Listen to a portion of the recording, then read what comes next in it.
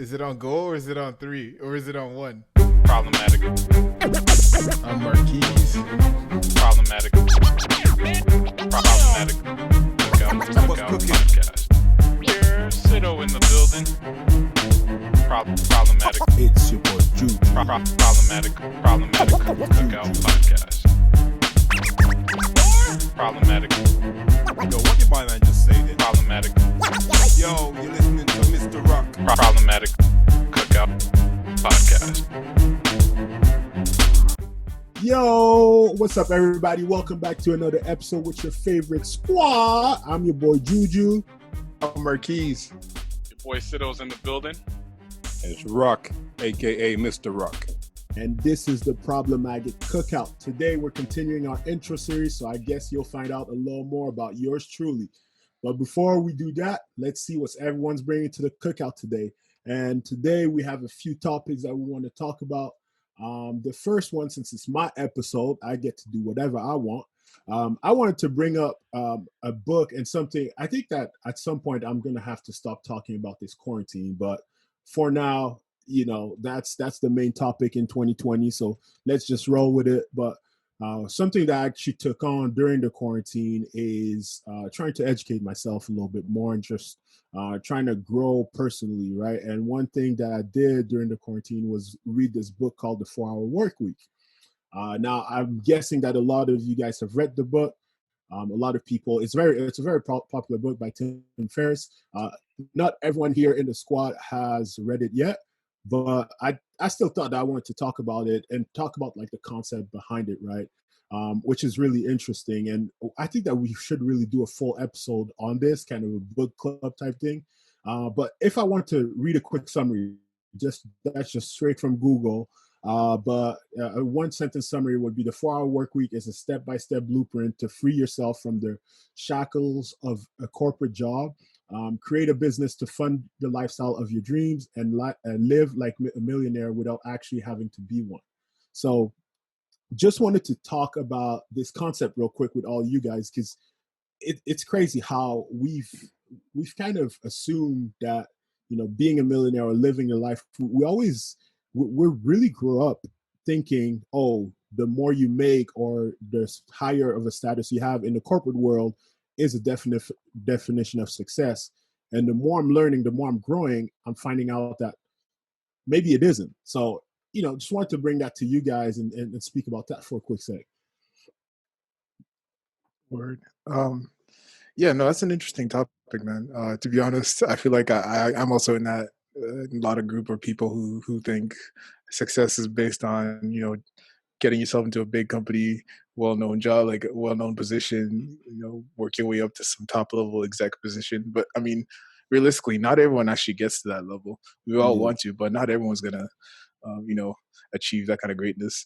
Not saying that, you know, they're not gonna achieve greatness, but you know, I feel like that book would be interesting to read. I haven't read it yet, like you said, but I do want to see what other options do we have. You know, let's say we don't want to pursue that route. What else can we do with our lives? Yeah, I looked into it. I watched a couple of videos on YouTube. Watched what I usually like to do. It's quite interesting in terms of, you know, splitting up your day and, you know, being in a position that instead of doing all the work, just working smart. Yeah. You know, so, you know, valuing your hours.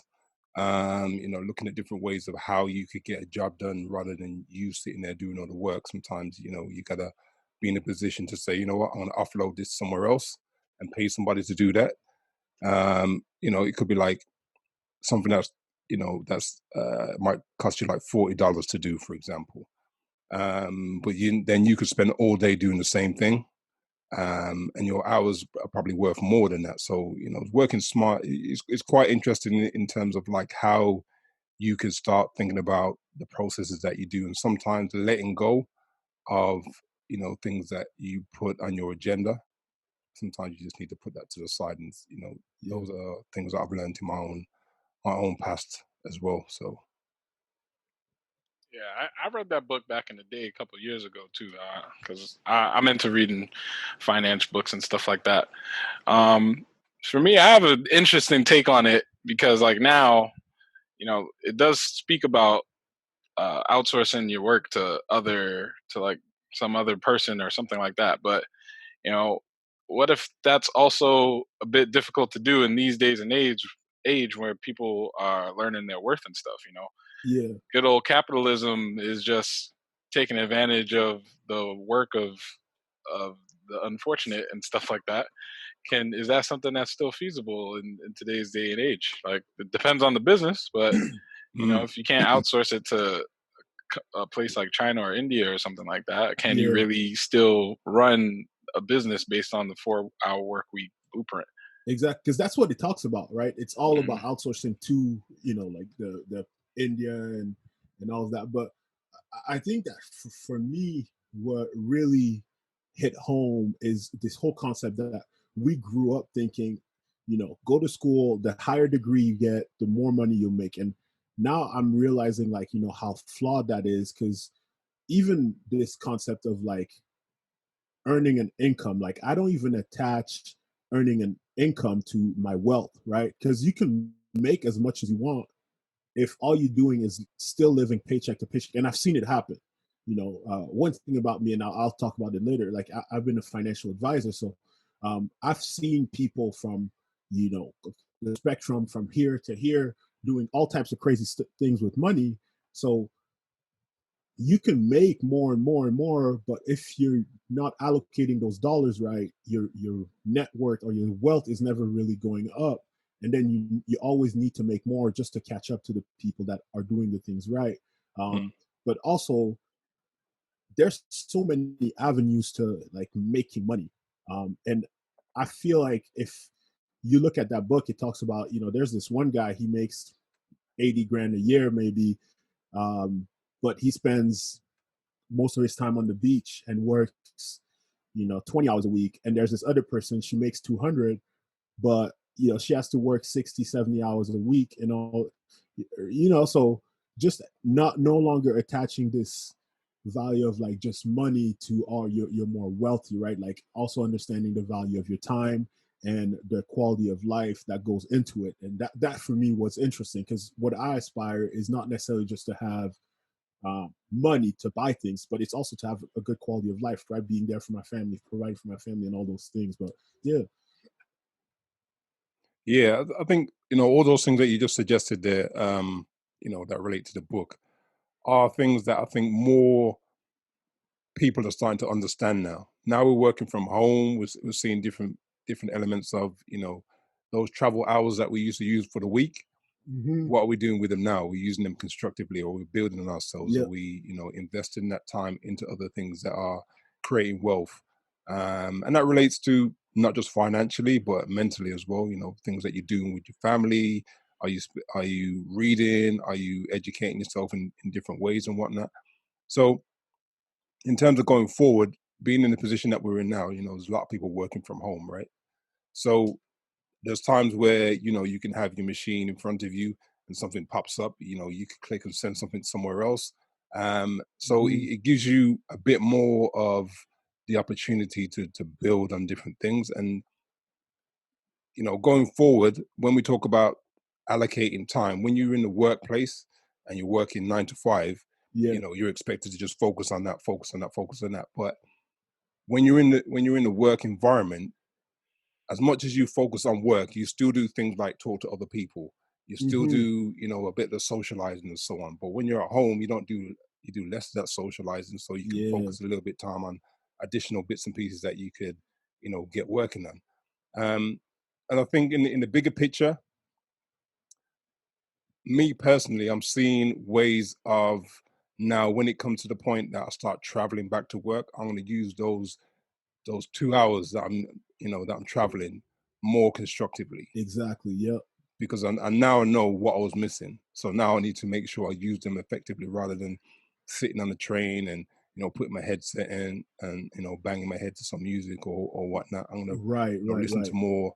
more books, or do additional things on the laptop or whatnot. So yeah. Yeah, you just understanding the value of that time a little more, right? And Hmm. I guess like I want to stop you there and bring that question to you guys, because during this whole period, there was kind of two sides to this whole pandemic, right? Where one side was like, oh, if you're not if you don't come out of here with a new side hustle, a new business, a new skill or whatever, you never had a time commitment problem. You just, or whatever the quote was, but you're just not committed enough to your goals.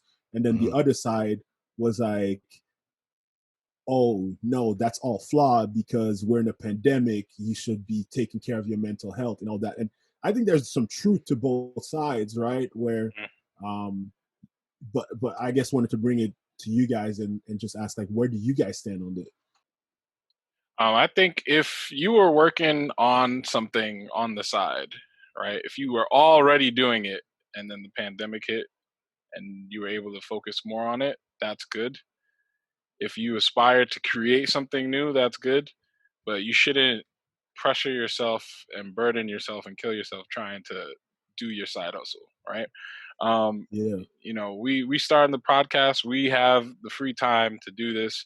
It's not like, oh, I just got homeboy out the hospital and yada yada yada to try and get my business, and I got to get this on the grind. It's not made for everybody, and that's just an unfortunate side effect of stuff like this. You can't do it all. If you're trying to do your side minute but you can't feed your kid, like, right. no, right? This is not the move for you, right? Like, you can't do it all at the same time. You have to actually have the facilities and resources to like try and implement something like that.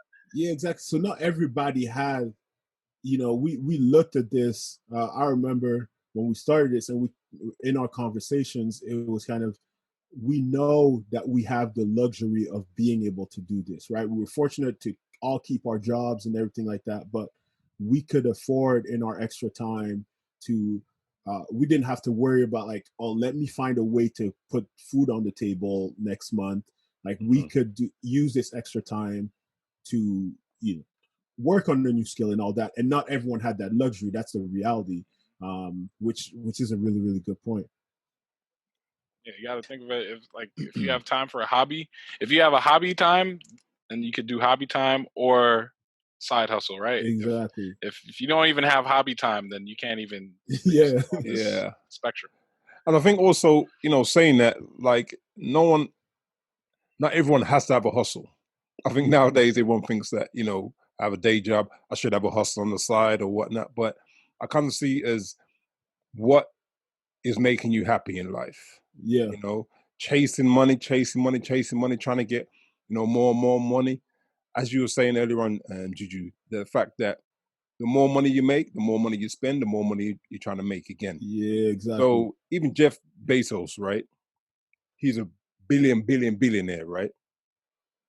Why is he still chasing money? Right. Still chasing the idea of something. Yeah. That makes him happy, I guess.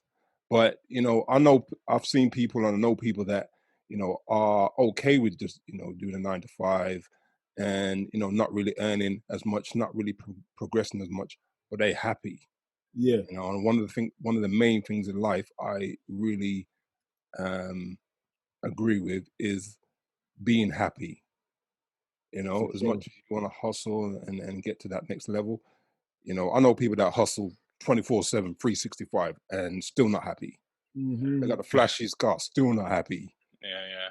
But then I know somebody that catches the bus every day, buys one pair of sneakers a year, and he's happy. On me.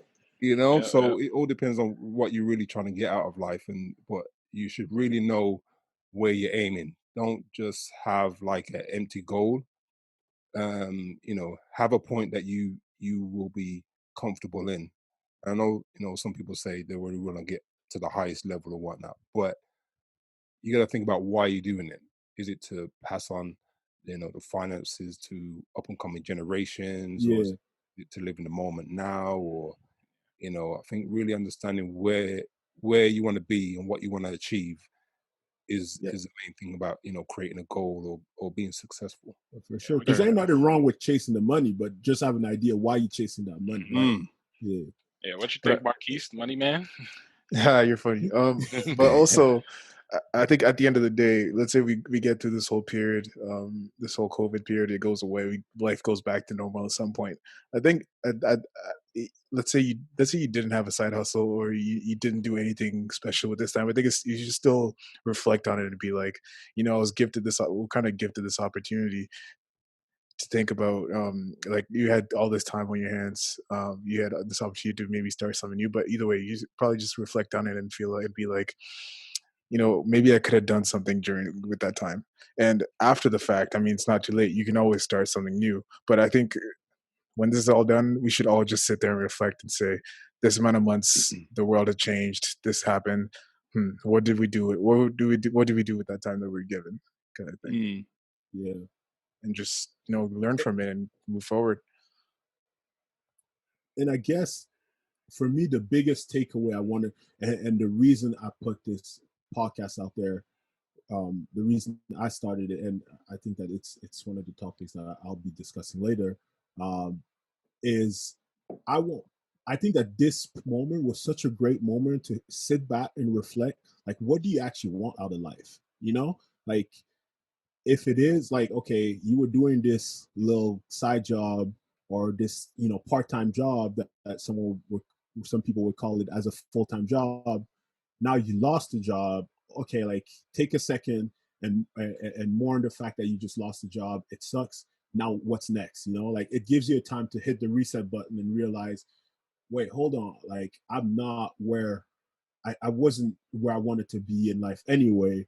And now I'm forced to hit the reset button, right? Like if I wanted to go back to school and get this certification and do this one thing, now I have to do it, right? Like I don't have the like, oh well, I still need to pay the bills, so I can't afford to take some time off work to go to school. No, like the job is no longer there. So I think it's really cool to just take a second and think about what you really want out of life, and now put the steps together. And hopefully, we want to do this here, but like help people put the steps together. Like what does it take? What does it take to go there? Because I know it seems overwhelming, but literally, like people can do anything in life. Like I don't believe that anything is out of anyone's reach. But yeah. So this next topic, man, it's a little, it's a little dear to my heart. But I wanted to speak about this new generation that's stepping into the workforce, which is I'm part of it. My generation, the millennial generation, and just a little bit of interesting realizations that I'm making is that I don't know if that's kind of part of the new school or whatever, but I was watching a couple of videos once again, but I feel like this generation is stepping into the workforce with this strong desire for self-worth, I want to call it. But they don't really know what that is, right? But we're kind of stepping into the workforce and into the real world without an understanding of, oh well, I'm going to have to earn some things, and I'm going to there's going to be some really bad days. And I think that leads to a whole lot of depression and people feeling like they're not worth it because they're not a manager after 2 months within a company, or they're not making the salary they want. But then if you talk back to your parents or the people that come before you, they're like, like I wasn't there either. I had to kind of work myself there. But I don't know how you guys are experiencing it and if you guys are seeing it any different.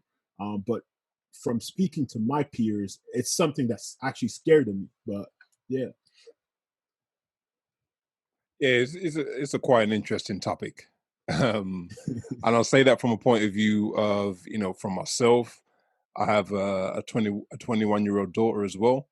And I've also worked in environments where I'm teaching young people as well. So I've seen many different angles of how people are progressing and developing.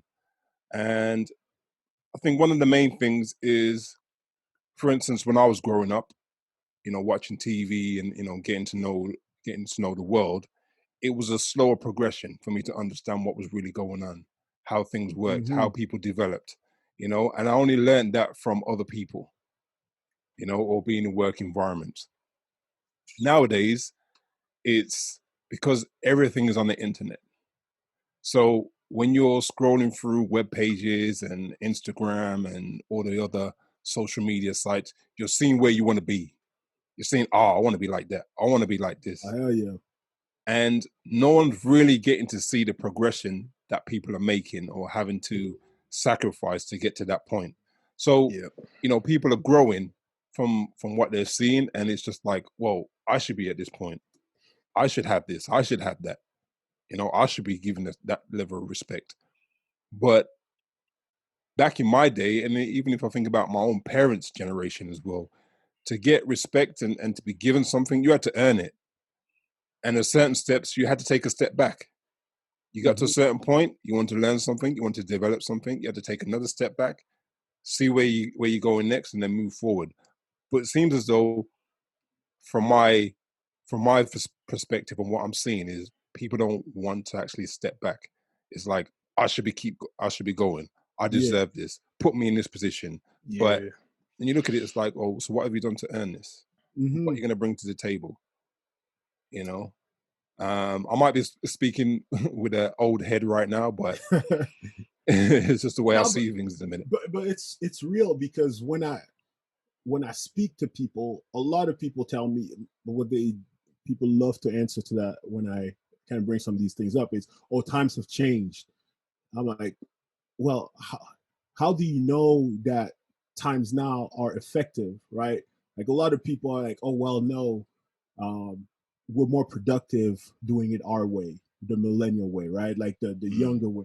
But at the same time, it's like, how are we going to step into these businesses and these companies who have a track record of established success and just say, oh, no, it's our time now. I know that I can be more productive doing it my way, when we don't even have, what's the benchmark for you being more productive? Maybe for you know, the business or the CEO that's 60, he's like, no, that productivity isn't good enough. And Sid and Mark, for you guys who are also part of this millennial generation, like, I don't know how you guys see this and approach this, because for me, being part of it, so being always kind of torn down and being in the middle of it, it's kind of interesting.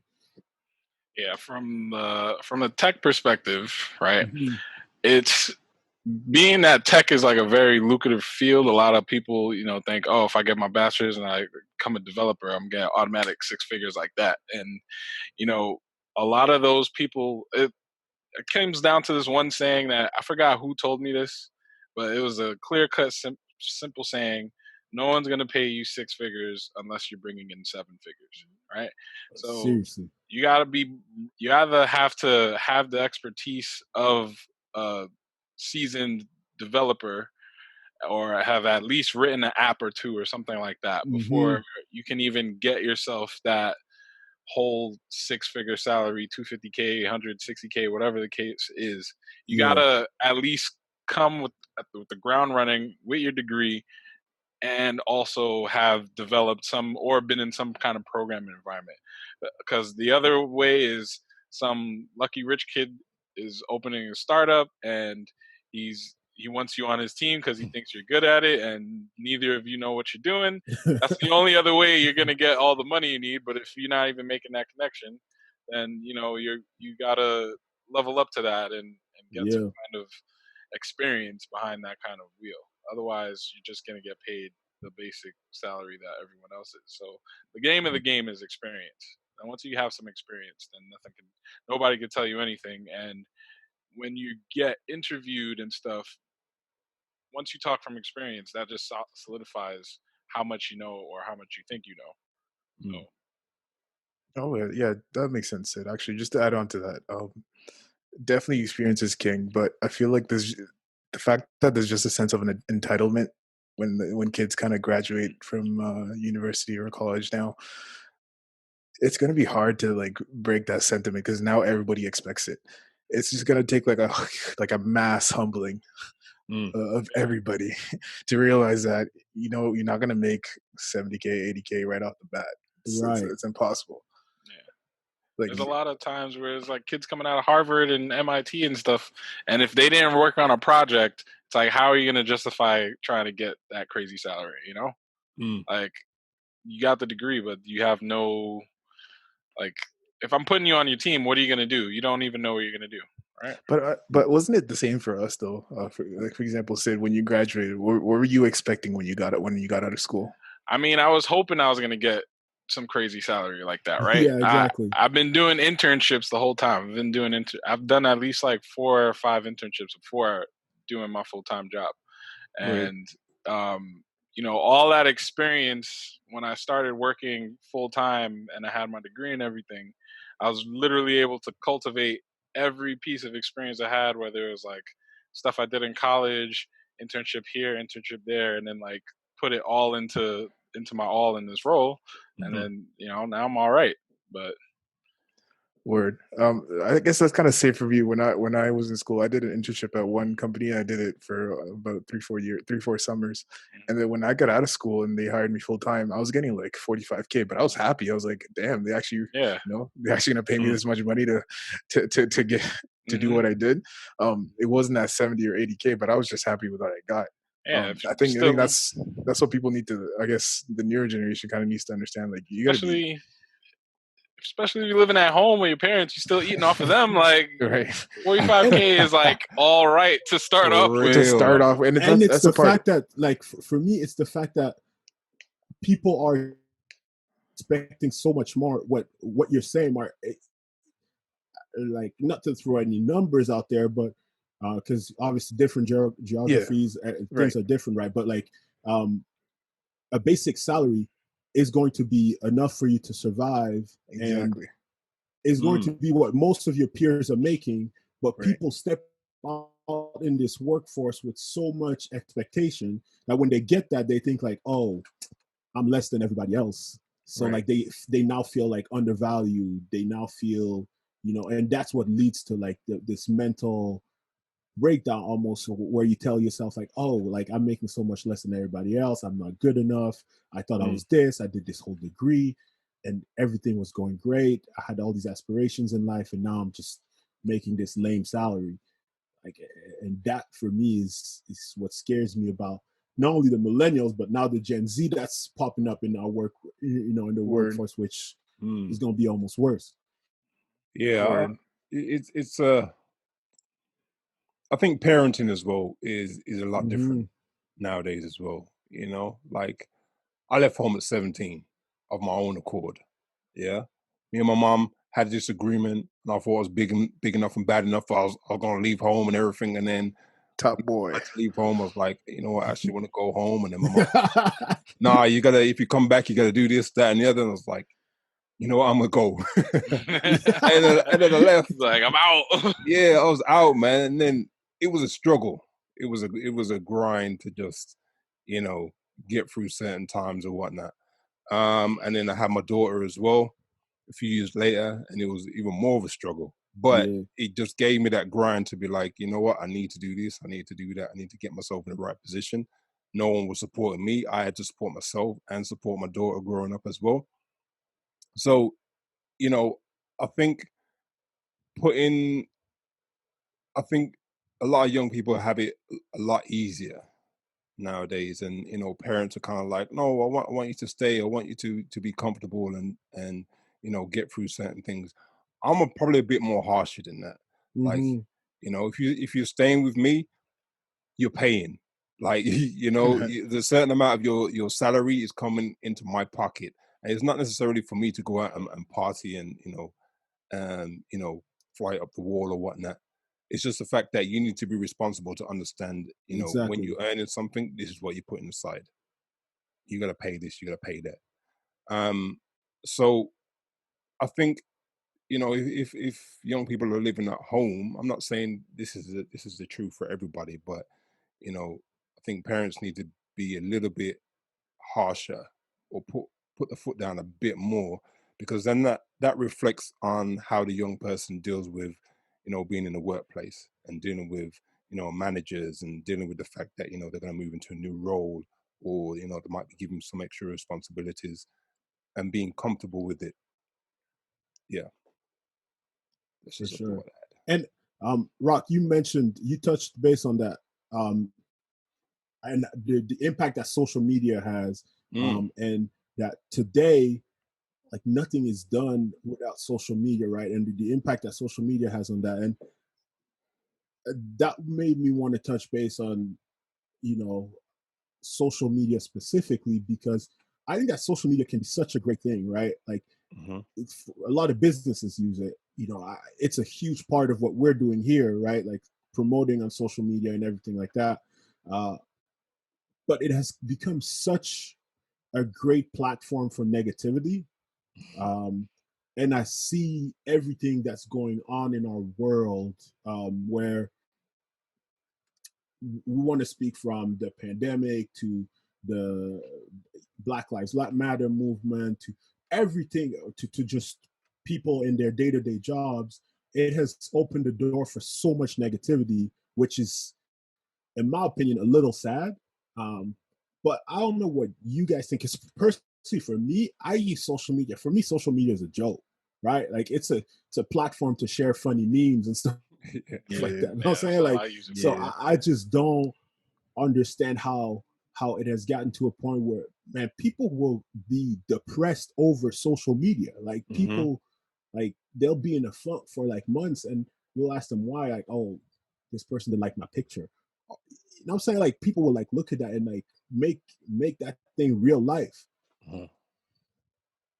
No, that's fair. But just a quick note though. Like, although now I'd say we do use social media for like jokes and memes and all that, but there was a point where social media was serious. I remember when Facebook like just came out and everyone was just hopping on Facebook. Like social media was everything. Like people were just posting pics for the likes. Well, they are now, but like I feel like back then it had more weight. But now they're more mature and we realize that that half that stuff doesn't even matter.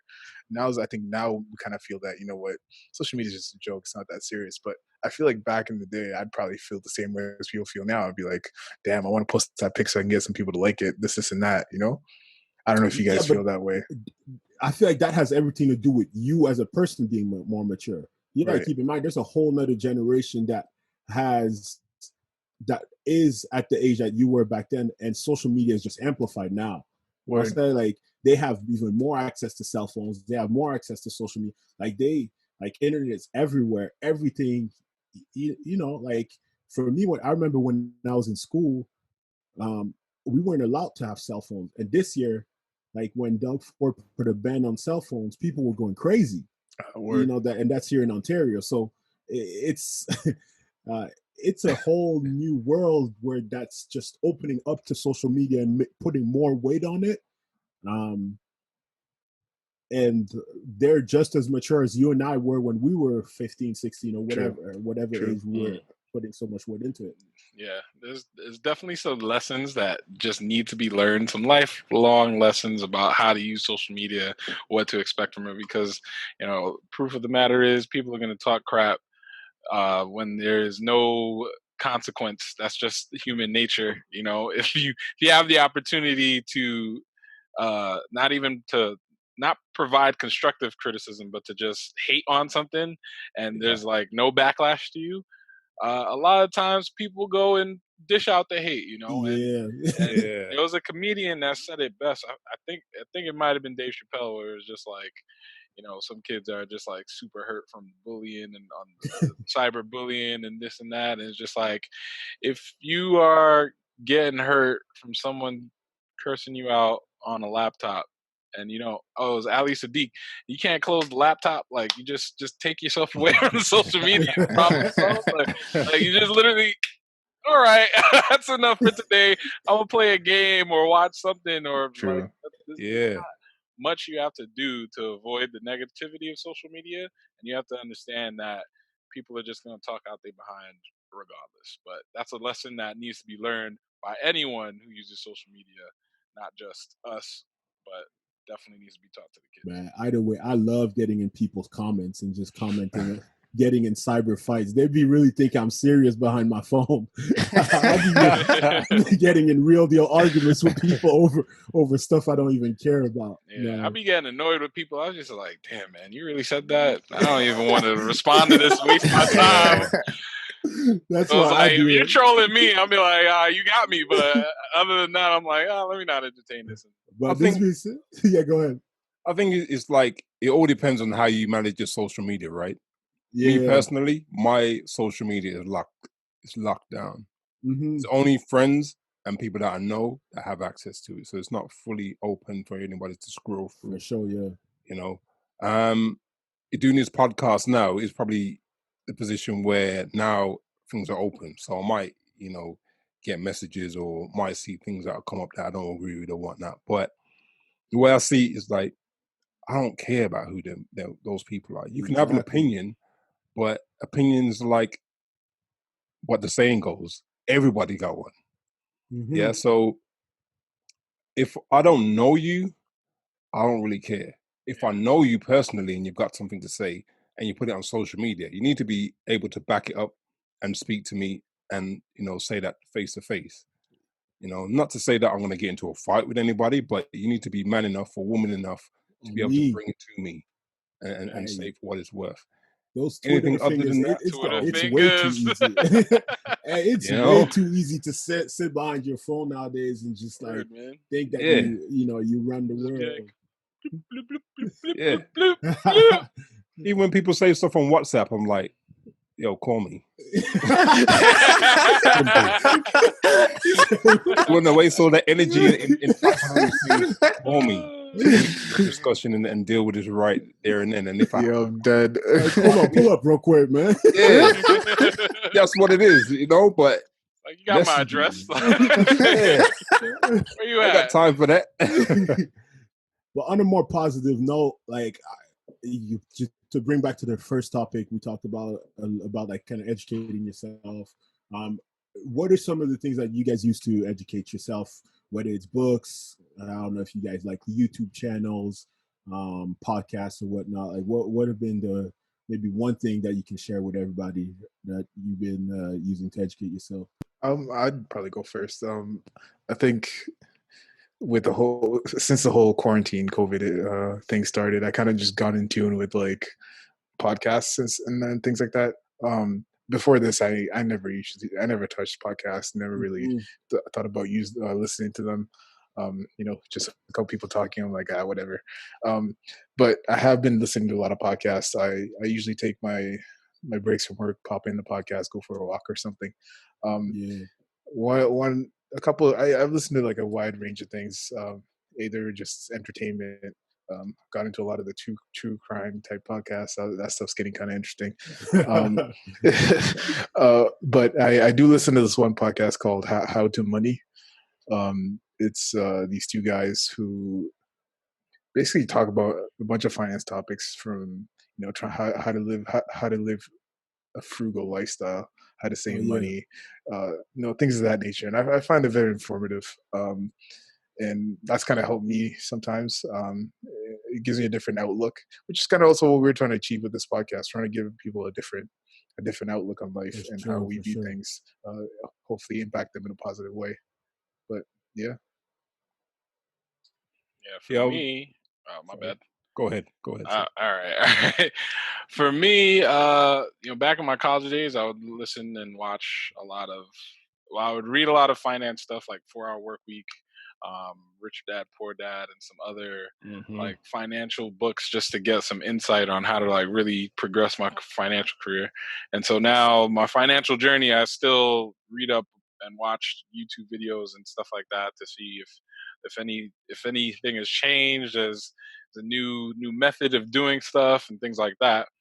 But another thing that I actually enjoy a lot is watching like cooking videos. There's like a couple of like cooking YouTubers that I've been watching for a while, and I don't really cook at home, but if you put me in the kitchen at this rate, I've been throwing down for the past couple of weeks. So how's your mac and cheese though? Marquise, man, just wait till you try it. All right, that's all I'm gonna say. Just wait till you try it. I'll let the food do the talking. I'm not gonna say that. All right, but that's been my go-to lately. Just it's either some kind of finance YouTube video with some information on what's going on, or someone trying to bust out a new recipe and be like, "Oh, that looks interesting. Let me put my little twist on that. See what's going on here." Yeah. It's dope. Yeah, me personally, like I have so many hobbies and things that I feel that, develop me as a person and stuff like that. But one thing I wanted to share was The Strangest Secret by Earl Nightingale. You guys ever heard of Earl Nightingale before? No. It was a guy from like back in the 40s, 50s. And he has online, you can probably listen to it on YouTube or you can download the book or whatnot. But it talks about many things that, people need to focus on or should focus on in life. That just keeps you on track in just making sure you're not getting your mental thoughts are not diverted in the wrong directions. So you know where you're going and know where you want to develop. And some of the key points he had on there was success is a progressive realization of a worthy ideal. Okay, so everyone talks about success, but what is success? Yeah, Success looks different to everybody else. for sure. Yeah, so someone could look at someone and say, "Oh, you're not successful," but to them, they're successful, and it's mainly because they're working towards something and then they're achieving it and they're getting to that goal. So it's all about setting goals for yourself. And it talks about people with goals succeed because they know where they are going. So if you have a goal in mind and you're working towards that, you're able to succeed because you have a direction. So it's like, if you're going on a trip somewhere and you want to get from point A to point B, you need to have a map of where you want to go and Yeah, how you're going to go there. What's the most effective way of, getting onto the highway, getting off the highway and using your maps and whatnot. So it covers many, many different areas on that. And it's a good listen or it's a good read. It's something that you can listen to like once a week. And for me, it kind of settles me and calms me down when sometimes I feel like I'm not achieving things. It enables me to look back at what I've done and what I'm doing and see that, I am moving towards what I want in life. Not everybody else external to me understands or sees what I'm trying to do, but I know within myself what I'm trying to achieve. So that might be something, that listeners out there might want to listen to, and get for different sure. perspective on things. Yeah, no, that's real good. For me, I think that YouTube has been a big one. Like reading for me has always been really hard, so I'm trying to get more into it right now. But I think YouTube, like it's crazy the amount of things I can learn on YouTube. And one channel that I've been following quite religiously, I would say, it's called the Graham Stephan Show, or just like he has a couple channels, but Graham Stephan, I know, Sido, you kind of brought him up before, but Yeah. he talks a lot about he's former real estate agent and now speaks a lot about just personal finance and does really different things and helping people out, whether it's credit cards, managing debt, saving for retirement, or like just learning more about real estate. I've really enjoyed that.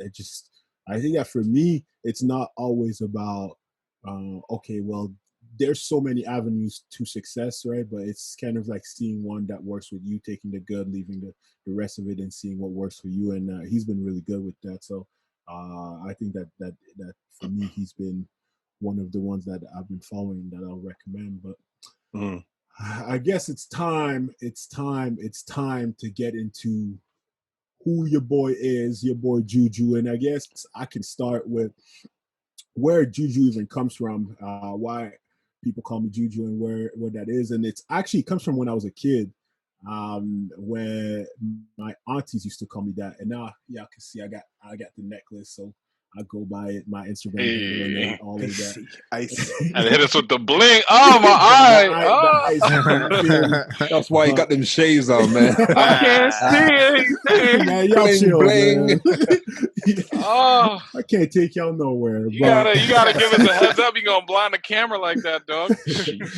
but yeah, my aunties used to call me Juju when I was a kid, and then it kind of went away. And when I got older, I just realized that I had sort of lost myself, and who I really was just a kid at heart. Where if anyone that knows me knows I don't take anything serious ever.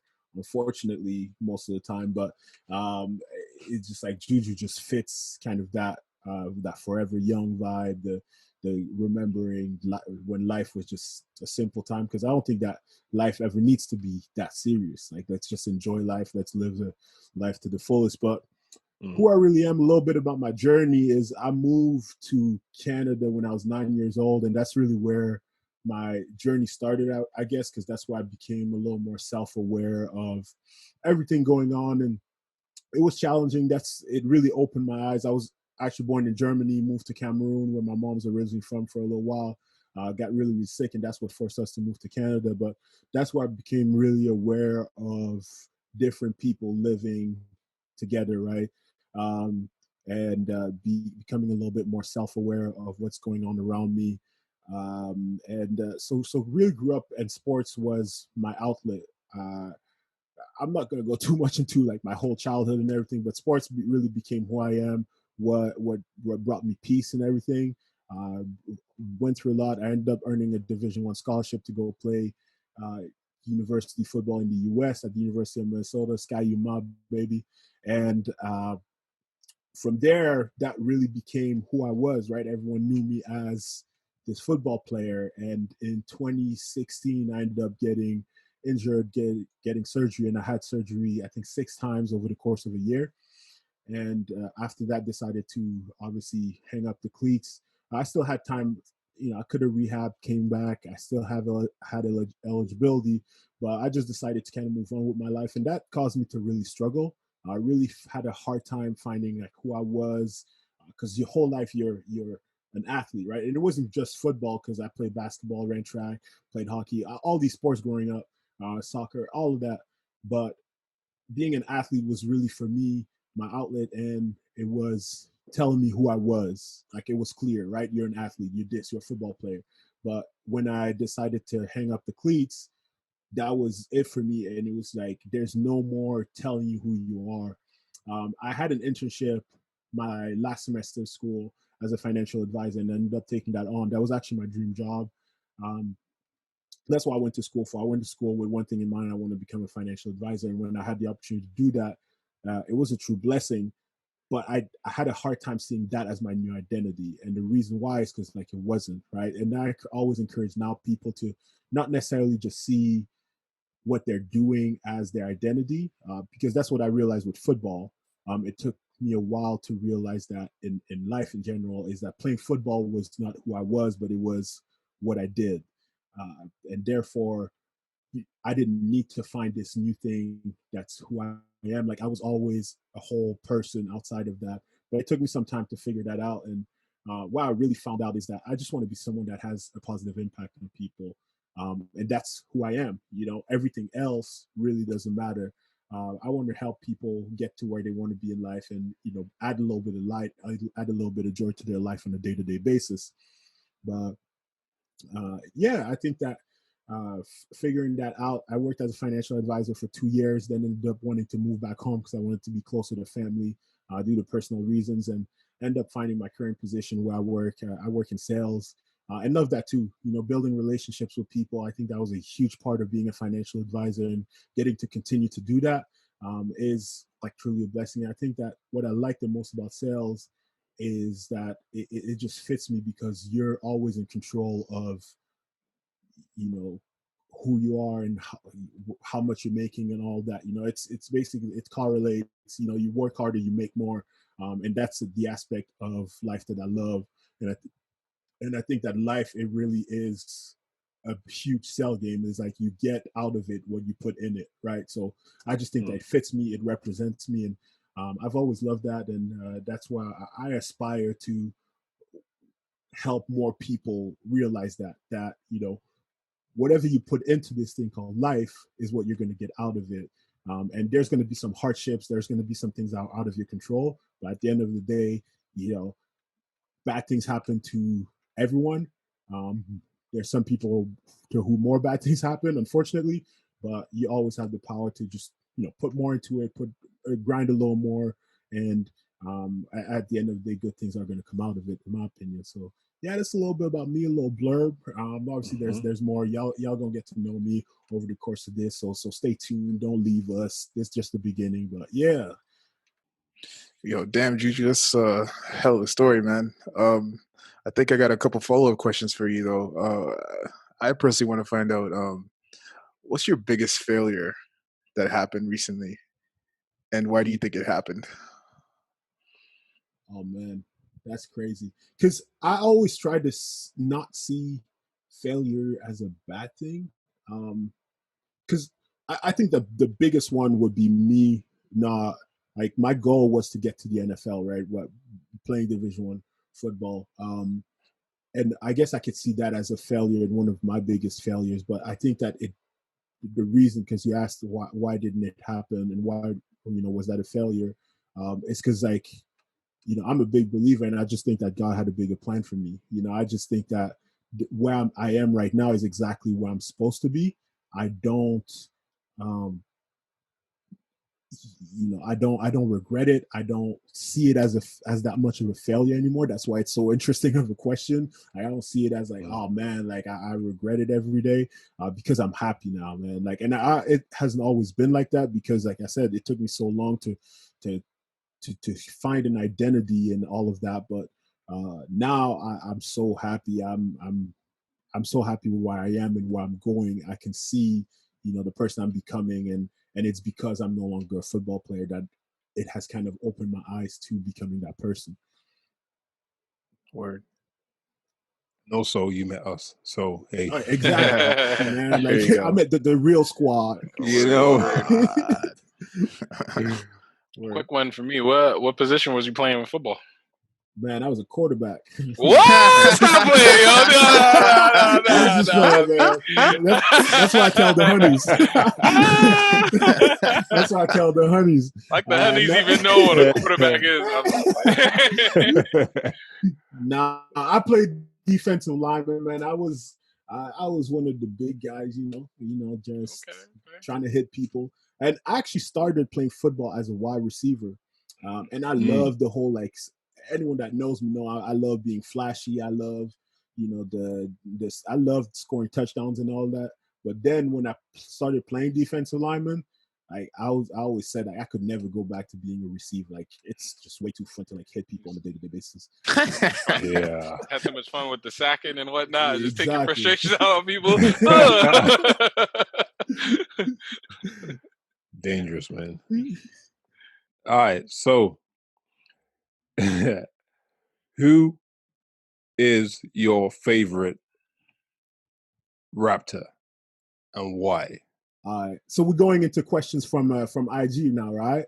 Yeah. That's one of the questions from IG. I'm gonna answer. Like, I think it's a simple question. Is Pascal Siakam, Spicy P, the one and only?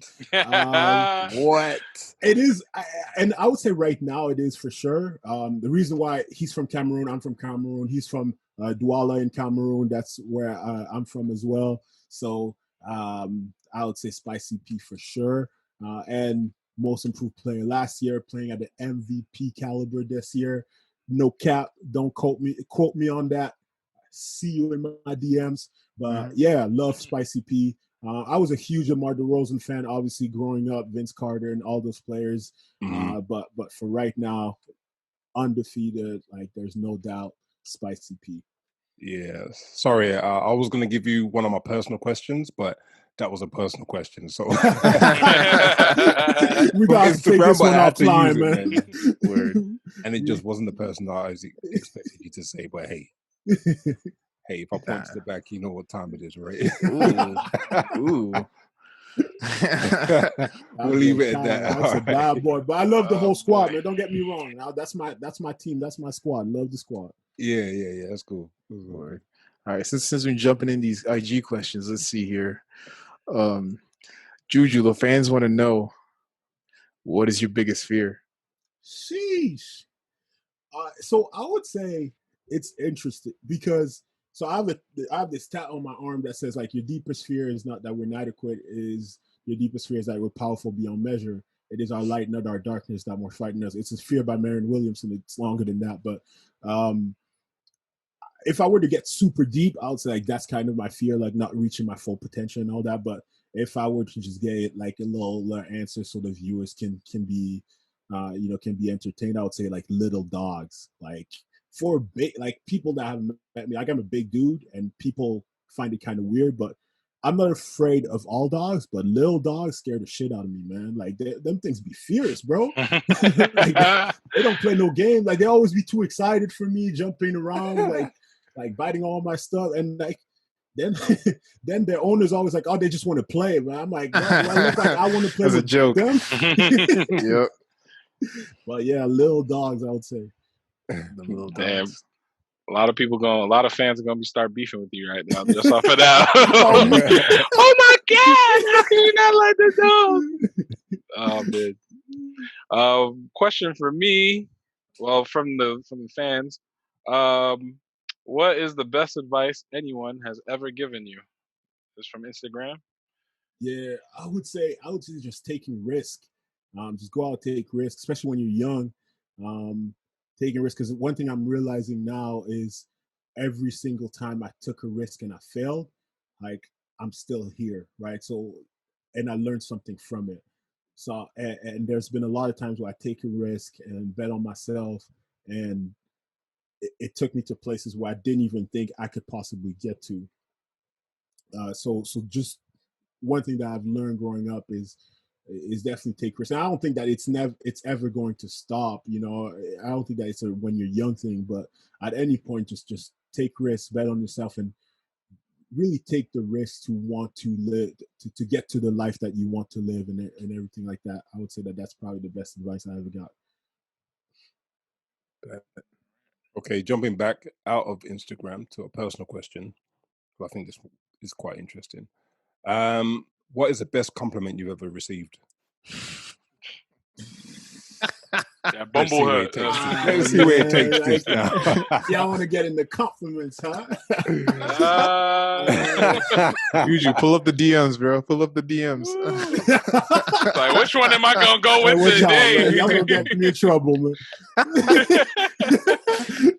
Y'all gonna get me in trouble, man. Nah, but on some serious stuff, I would say that the best compliments I've probably received probably have to do like with my personality. I'd say that, I'm not the most like humble person in what I say, but in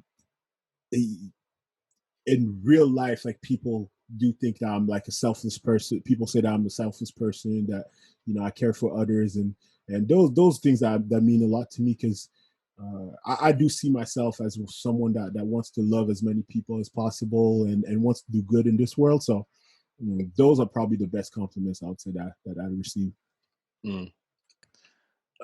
Let's jump back into the IG posts. I think you're gonna love this one. So people want to know, why are you so cute, bro? Hey, bro, man, chill, man. I ain't even cute, bro. Oh, that was from IG, by the way, not from me. I was about to say, okay, Mark, you trying to holler? Whoa. I ain't even cute, man. I don't know. I think it's a skincare routine, man. Word.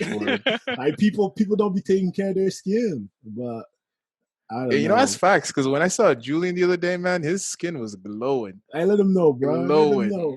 It's pristine. Not a single blemish on that skin, bro. I had to ask him. I was like, how'd you get your skin like that, man? You gonna let the people know? Yeah, hey man, we gonna put the promo code for Lumen. And Lumen gonna have to start paying me. Let's tag them in this thing, because I'm putting way too many people on for free. This way, you got Bumble, you got Lumen, you got. I've been doing way too much promo for people. I do way too much promo for people, man. I gotta stop doing this free promo.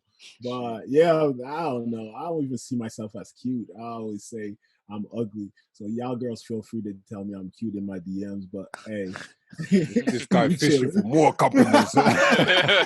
He casting the line, bro. He got a troller, man. What are you talking about, man? It's Juju. 5 views. Anyway, what else we got, man? All right. Who would be your dream guest on this podcast, dead or alive? This is a question about Instagram. Once again, that's an easy one for me. I'll say my boy Meek Mill. People that know me, I'm the biggest Meek Mill fan. So I would love to interview him, just not only from like a rapper perspective, but like some of the things he's been through in his life and some of the work he's trying to do today. Love the guy. Huge respect. And yeah, we would love to pick his brain and just have a conversation with him. I think that'd be dope. Hold up, wait a minute. Y'all thought I was finished? Quick follow-up to that. What's your favorite Meek Mill album / mixtape? album. Honestly, it's hard to like not go with Championships because like man, there's so much story, history. Like there's so much like pain, hurt that he Solid just like album. all left on that album. Yeah, I would say definitely how Championships, but Dreams I and think Nightmares. Dream Chasers 3 was great. Dreams and Nightmare. I don't know. Like there's like you can go down the list. Like those things on repeat on my Apple Music. So yeah, but Championships if I had to pick one. Word. Okay, so sticking in and around the the cuteness side of you, or the ladies want to know about out there, So what products do you use for your beard? Huh. Tips to grow a struggling beard. Yeah, I'm gonna take notes for this one. You funny, bro. There's no hope for you, Marquise. I got my notebook, man. Juju, let's go. Chill, bro. Gonna follow the routine, get like 3 extra hairs. Hey, man, it's 3 I didn't have before, man. No, I never really used any like beard growth products, to be honest. Like I've always naturally like had a beard, which is nice, but like to maintain my beard, like I use this like Kalamazoo oil that I buy from Lush. Like you can be found in any Lush in Canada and the US. I've always used it even when I lived in the US. And then there's this like oil that's made out of honey that like I put in that's really good, and that's what I gets it to kind of glow. But that's really the only kind of beard care I do. I don't do a huge care of my beard, to be honest. Not crazy, and I've never used anything to grow it. So sorry, fellas, if you're looking to grow a beard, I'm not the one to ask. Damn, I was trying to ask if I had any hope for this beard I'm trying to grow, man. But Too late for you, man. It's You ain't too got late it for me, now. man. You ain't getting it, bro. I'm gonna have to hang up these boots or these combs. Yeah. Those are the questions. I got one more for you. Oh, okay. This is quite another interesting one as well. So how do you approach being wrong about something? Just so I know Oh, I need to approach you snap. with something, and Yo, Juju never wrong. No, I am a hard-headed person. So it depends. So if it's like something not that serious, I just won't admit that I'm wrong, even though I know I'm wrong. But no, but in real life, like there's a lot of situations where, like honestly, I think that a huge part of like growing and understanding that we can live in this world together is having conversations with people that you disagree with, and understanding their perspective and their point of view. And in order to do that, I've had to sit at the table with people that have completely different opinions than me, and realizing that like, oh wait, like where they're come from and their perspective, is opening my eyes, and maybe I was wrong in not understanding where these people come from and why these people have this certain perspective. So I'm very okay with being wrong, because I think that it doesn't mean that it has to change my opinion or my whole point of view. It just means that I can now understand someone else's perspective on where they're coming from. I get that, but Yeah. if you're wrong, you're wrong. So I don't care about your opinion. Anyway,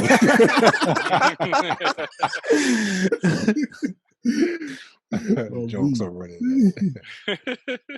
All right, man. On this note, we need to wrap this one up for this week already. We hope you enjoyed today's episode and got to know me a little better. If you haven't done so yet, go ahead and subscribe to our channel. Share this with your friends, family, acquaintances. Matter of fact, share it with your dog. Share with your enemies, all of that, follow us on IG at The Problematic Cookout, and tap back in with us next week as Sid tells us how he can hack into any computer in the world and fix any issues with it. Guys, this was The Problematic Cookout, and we're signing out. Peace. Peace, y'all. Is it on go or is it on 3 or is it on 1? Problematic. I'm Marquise. Problematic. Cookout podcast. Here, Sido in the building. Problematic. It's your boy Juju. Problematic Cookout podcast. Problematic. Yo, what you buy, man?